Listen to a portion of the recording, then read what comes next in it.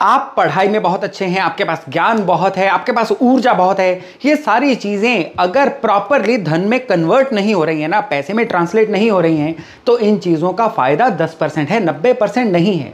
क्योंकि जीवन में भी 70 से लेकर 90% तक आपके जो पीस ऑफ माइंड है ना, उसके पीछे आधार भी पैसा है।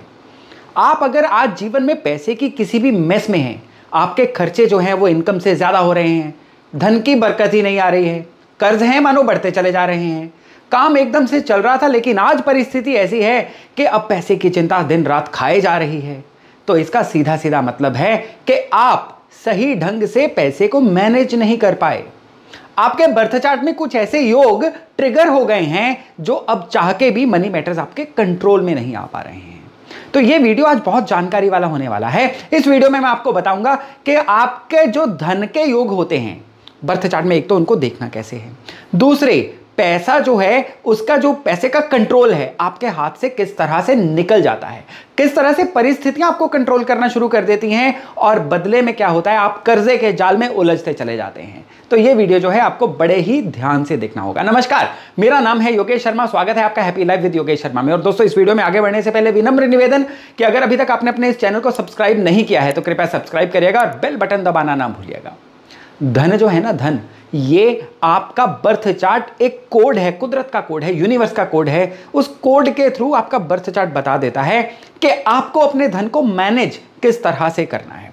और हर एक का ये कोड है वो अलग अलग है।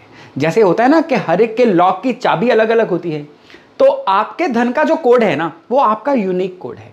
कई बार क्या होता है कि आपके धन को शनि कंट्रोल कर रहे हैं, उसमें क्या होता है कि आपको अपना धन जो है बहुत ज़्यादा इन्वेस्ट करके रखना है, सोच समझ के प्लान करके खर्च करना है। अगर आपके धन को मंगल कंट्रोल कर रहे होंगे तो फिर इस धन को आपने लगातार क्या करना है, आई चलाई करते रहना है, पैसा एक जगह पे स्टेल करके नहीं रखना है।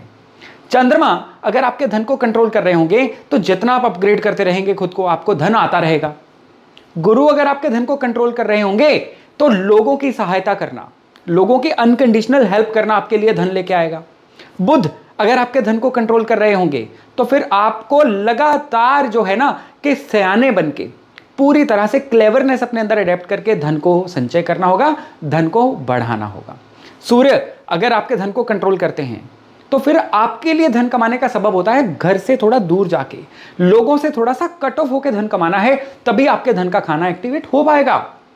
और ठीक इसी तरह पे अगर राहु आपके धन को कंट्रोल करेंगे तो आपको क्या करना होगा, क्रिएटिव होना होगा।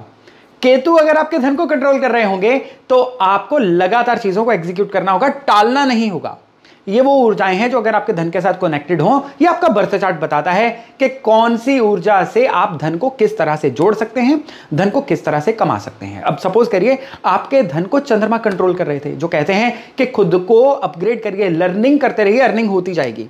लेकिन आप तो चल रहे थे शनि के लिहाज से, आप क्या कर रहे थे, धन को ना खुद को अपग्रेड कर रहे थे और धन को मानो इन्वेस्ट कर ही नहीं रहे थे कहीं पे। अब क्या होगा कि एकदम से ऐसे लॉस होंगे कि आप बैठे बैठे कर्जे के तले आ जाओगे। खैर, आज के वीडियो में मैं एक बहुत ही इंपॉर्टेंट चीज आपसे शेयर करने वाला हूं। खैर, आज के वीडियो में मैं एक बहुत ही इंपॉर्टेंट कॉन्सेप्ट, जो एस्ट्रोलॉजी का एक बड़ा एस्टैब्लिश्ड कॉन्सेप्ट है, आपसे शेयर करने वाला हूं। अब देखिए, एक बर्थ चार्ट में यहां पे धनु लग्न है और बाद में हर घर में एक ना एक राशि व्यवस्थित है। आपके बर्थ चार्ट में जरूरी नहीं है कि ये आपका बर्थ चार्ट हो, ये बर्थ चार्ट जो है आपके लिए चेंज भी हो सकता है। मे बी आपके यहाँ 8 नंबर लिखा हो सकता है, 9 नंबर लिखा हो सकता है, 11 नंबर लिखा हो सकता है, कुछ भी। आपको ध्यान देना, तभी मैंने आपके लिए ब्लैंक चार्ट लेके आया हूं। आपको ध्यान देना है कि आपके बर्थ चार्ट का 12वां घर, जहां पे ये 8 लिखा हुआ है ना, ये बर्थ चार्ट का है 12वां घर। आपकी जन्म कुंडली में आपका जो 12वां घर है, ये घर इंडिकेट करता है आपके खर्चों को, ये घर इंडिकेट करता है आपके पैसे के अंदर बरकत कितनी होगी। आप अगर 100 रुपया कमाते हैं तो क्या आपका गुजारा 100 रुपए के अंदर हो रहा है? क्या आपके मन के अंदर ऐसी उमंगें या दूसरों को कॉपी करने की ऐसी कोई चीजें विकसित तो नहीं हो रही हैं कि ये 100 रुपए आपके लिए बड़े ही कम पड़ रहे हैं? लाइफस्टाइल तो आप जीना चाहते हैं 1000 रुपए महीने वाला, लेकिन कमाया जा रहा है 100 रुपया। इन सारी चीजों को, यानी कि आपकी जो धन की बाल्टी है उसके अंदर छेद कितने हैं, उसको इंडिकेट करता है आपकी कुंडली का 12वां घर। और अगर ये घर आपके बर्थ चार्ट का बिगड़ा हुआ होगा ना, ये बिगड़ता किस तरह से, पहले तो ये देखिए, आपकी जन्म कुंडली में अगर कहीं पे भी बृहस्पति पीड़ित होंगे, ये घर बिगड़ जाएगा। इस घर के ऊपर राहु का प्रभाव हो जाए तो ये घर बिगड़ जाएगा।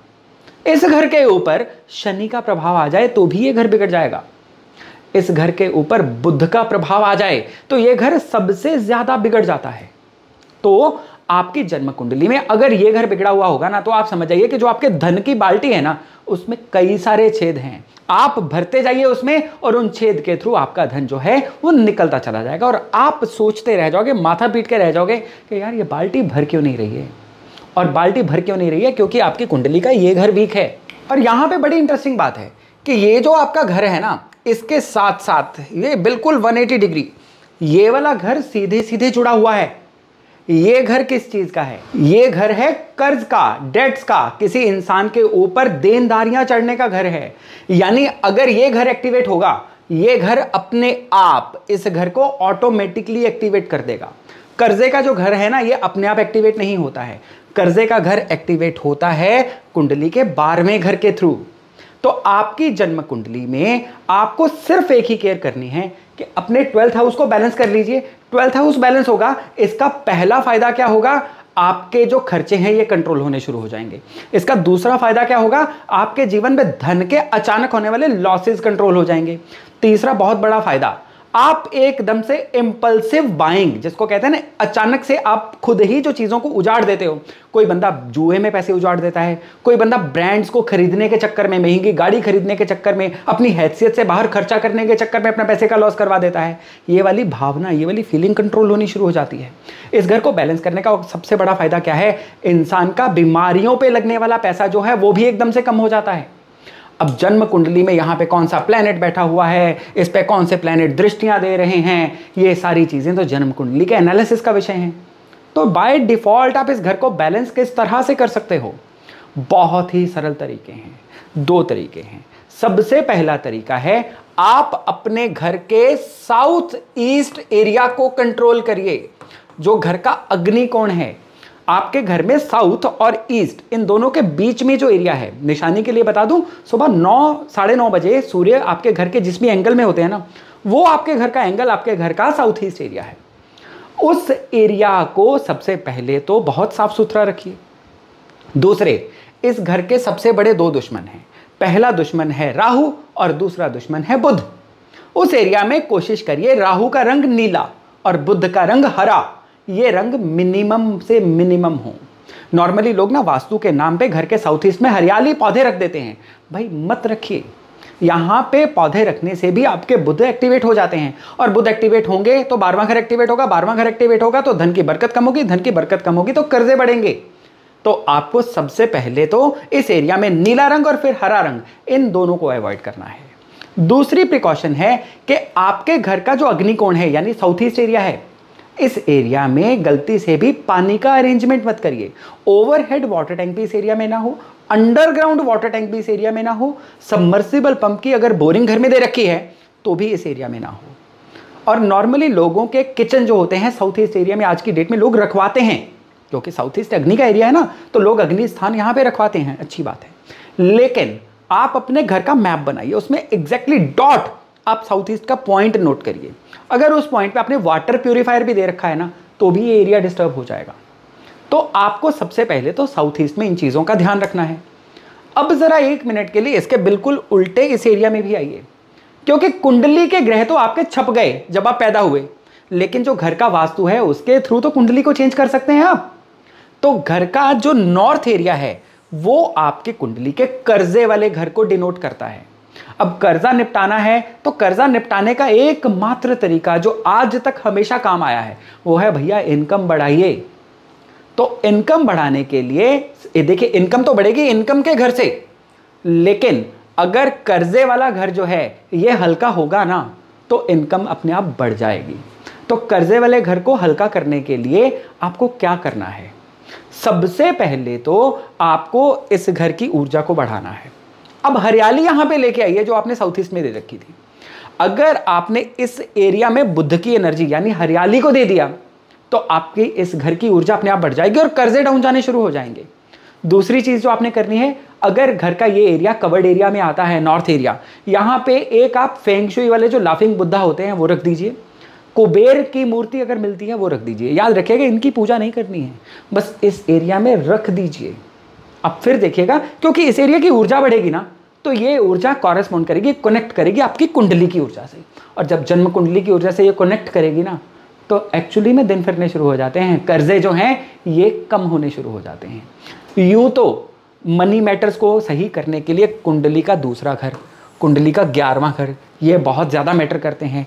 10वां घर सबसे ज़्यादा मैटर करता है, लेकिन इन घरों पे चर्चा जो है मैं अगले वीडियो में करूंगा, क्योंकि ये चर्चा एक सेपरेट टाइम मांगती है, सेपरेट एनर्जी मांगती है। अभी के लिए केवल आप कुंडली के 12वें और छठे घर पे फोकस करिए।